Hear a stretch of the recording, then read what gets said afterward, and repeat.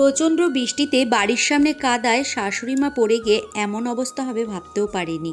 তো এক্সরে করাতে গিয়ে জানতে পারি খুব বাজেভাবে পায়ের হাড় ভেঙে গেছে, অপারেশন করাতে হবে। তো দেরি না করেই আমরা তাড়াতাড়ি করে অ্যাম্বুলেন্সে করে ভর্তি করাতে নিয়ে যাচ্ছিলাম।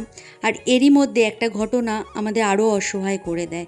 খুব জরুরি কিছু কাগজপত্র আর ওষুধ নিয়ে আমরা নার্সিংহোমের দিকে যাওয়ার পথে আন্দোলনে পথ বন্ধ করে দেয়। জোর হাত করে আমার হাজবেন্ড কিন্তু অনুরোধ করছিল, পেশেন্ট ভর্তি আছে, আমাদের যেতে দিন। ওনারা তো যেতে দিলই না, উল্টে বলছে অন্য রাস্তা দিয়ে চলে যাও। দেখুন গায়ের ওপরে উঠে আসছে, পারলে মেরে দেয়, হাত ধরে টানাটানি করছে, গাড়ি ধরে টানা হেঁচড়া করছে। আর তখন তর্ক করার মতন মানসিক অবস্থায় আমরা ছিলাম না। শুধু আমি একটা কথা বলতে চাই, জীবনে দেখো মতের অমিল হতেই পারে, আন্দোলনও হতে পারে, কিন্তু যখন কারোর চিকিৎসা বা জীবন মরণের প্রশ্ন আসে তখন কি আমরা একটু মানবিক হতে পারি না?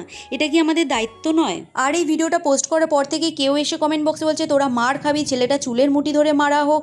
আর নিশ্চয়ই এই ছেলেটা এখানকার ডেলি কাস্টমার, তাই জন্য মহিলাগুলোকে নাকি আন্দোলনে বাধা দিয়েছিল। আর কোনো কিছু না জেনে ভুলভাল মন্তব্য করে যাওয়াটাই হচ্ছে এদের স্বভাব। আর কি জানো তো, যখন সময় খারাপ থাকে না, চারপাশ থেকে সময় খারাপ আসে, এটা ভেবেই সেই সময় অন্য রাস্তা ঘুরে আমরা চলে গেছিলাম।